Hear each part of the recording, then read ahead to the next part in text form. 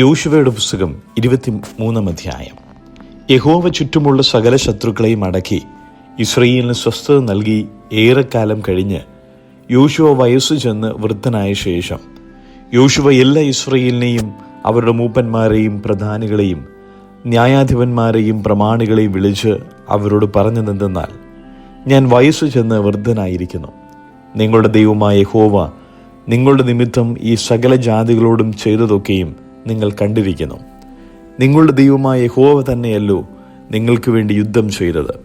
ഇതാ, യോർദാൻ മുതൽ പടിഞ്ഞാറോട്ട് മഹാസമുദ്രം വരെ ശേഷിപ്പുള്ള ജാതികളുടെയും ഞാൻ സംഹരിച്ചു കളഞ്ഞിരിക്കുന്ന സകല ജാതികളുടെയും ദേശം നിങ്ങളുടെ ഗോത്രങ്ങൾക്ക് അവകാശമായി നറുക്കിട്ട് വിഭാഗിച്ചു തന്നിരിക്കുന്നു. നിങ്ങളുടെ ദൈവമായ യഹോവ തന്നെ അവരെ നിങ്ങളുടെ മുമ്പിൽ നിന്ന് ഓടിച്ച് നിങ്ങളുടെ ദൃഷ്ടിയിൽ നിന്ന് നീക്കിക്കളയും. നിങ്ങളുടെ ദൈവമായ യഹോവ നിങ്ങൾക്ക് വാഗ്ദാനം ചെയ്തതുപോലെ നിങ്ങൾ അവരുടെ ദേശം കൈവശമാക്കുകയും ചെയ്യും. ആകയാൽ മോശയുടെ ന്യായപ്രമാണ പുസ്തകത്തിൽ എഴുതിയിരിക്കുന്നതൊക്കെയും പ്രമാണിച്ചു നടപ്പാനും അതിൽ നിന്ന് വലത്തോട്ടെങ്കിലും ഇടത്തോട്ടെങ്കിലും മാറാതിരിപ്പാനും ഏറ്റവും ഉറപ്പുള്ളവരായിരിപ്പിൻ. നിങ്ങളുടെ ഇടയിൽ ശേഷിച്ചിരിക്കുന്ന ഈ ജാതികളോട് നിങ്ങൾ ഇടകലരുത്. അവരുടെ ദേവന്മാരുടെ നാമം ജപിക്കുകയും അത് ചൊല്ലി സത്യം ചെയ്യുകയും അരുത്. അവയെ സേവിക്കുകയും നമസ്കരിക്കുകയും അരുത്. നിങ്ങൾ ഇന്നുവരെ ചെയ്തതുപോലെ നിങ്ങളുടെ ദൈവമായ യഹോവയോട് പറ്റുചേർന്ന് നിൽപ്പിൻ. യഹോവ നിങ്ങളുടെ മുമ്പിൽ നിന്ന് വലിപ്പവും ബലവുമുള്ള ജാതികളെ നീക്കിക്കളഞ്ഞു.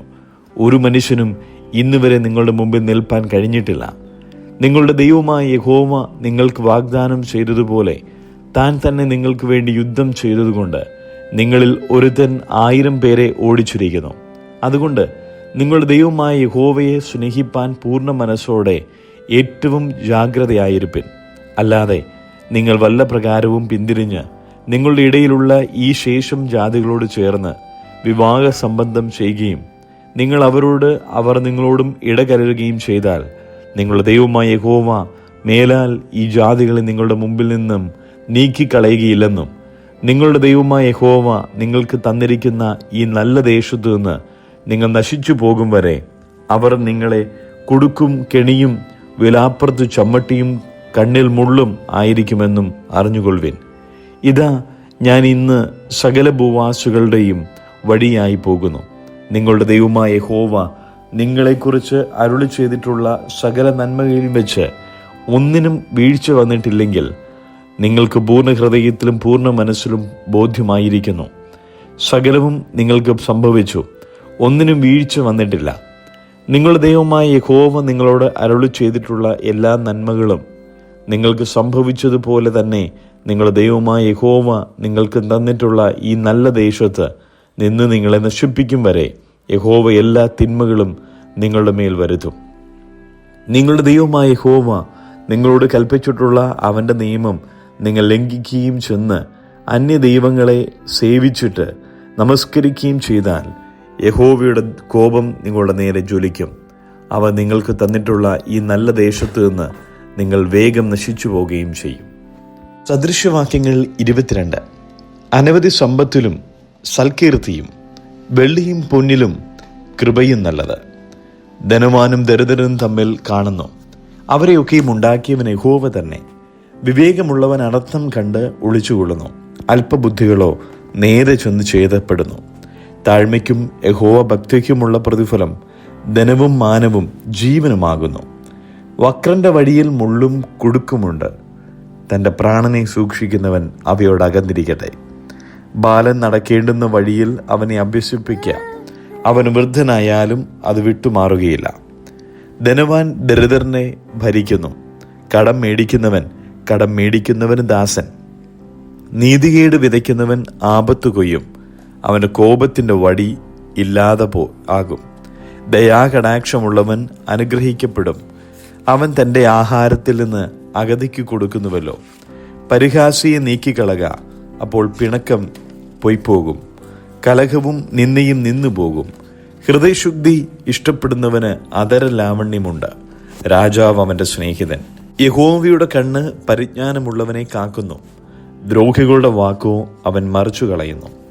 വെളിയിൽ സിംഹമുണ്ട്, വീതിയിൽ എനിക്ക് ജീവഹാനി വരും എന്ന് മടിയൻ പറയുന്നു. പരസ്ത്രീയുടെ വായ് ആഴമുള്ള കുഴിയാകുന്നു. യഹോവയാൽ ത്യജിക്കപ്പെട്ടവൻ അതിൽ വീഴും. ബാലന്റെ ഹൃദയത്തോട് ഭോഷത്വം പറ്റിയിരിക്കുന്നു.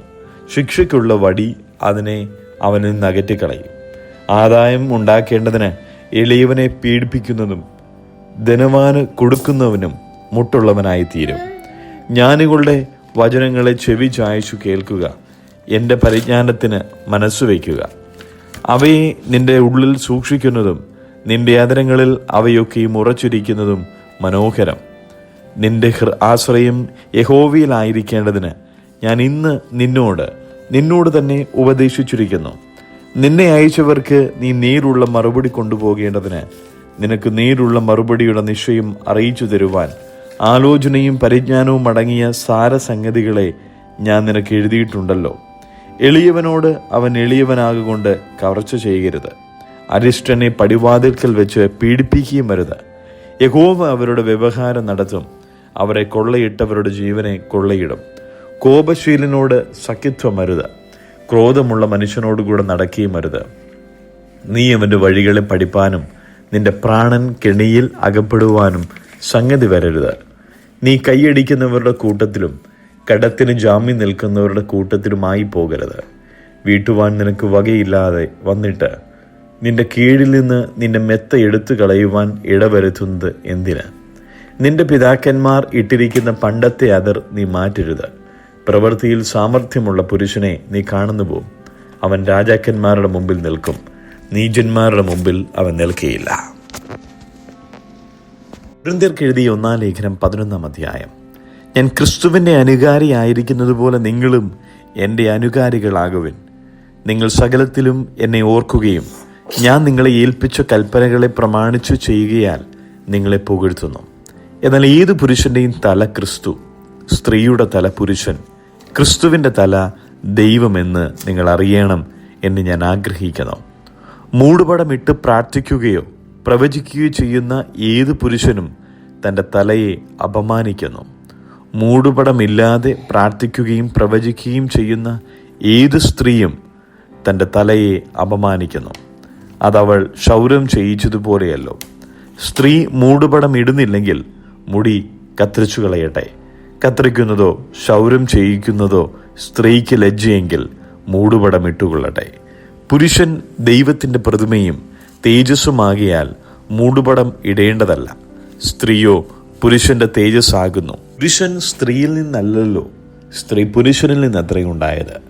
പുരുഷൻ സ്ത്രീക്കായിട്ടല്ല, സ്ത്രീ പുരുഷനായിട്ടല്ലോ സൃഷ്ടിക്കപ്പെട്ടത്. ആകയാൽ സ്ത്രീക്ക് ദൂതന്മാർ നിമിത്തം തലമേൽ അധീനതാ ലക്ഷ്യമുണ്ടായിരിക്കണം. എന്നാൽ കർത്താവിൽ പുരുഷനെ കൂടാതെ സ്ത്രീയുമില്ല, സ്ത്രീയെ കൂടാതെ പുരുഷനുമില്ല. സ്ത്രീ പുരുഷനിൽ നിന്ന് ഉണ്ടായതുപോലെ പുരുഷനും സ്ത്രീ മുഖാന്തരം ഉളവാകുന്നു. എന്നാൽ സകലത്തിനും ദൈവം കാരണഭൂതൻ.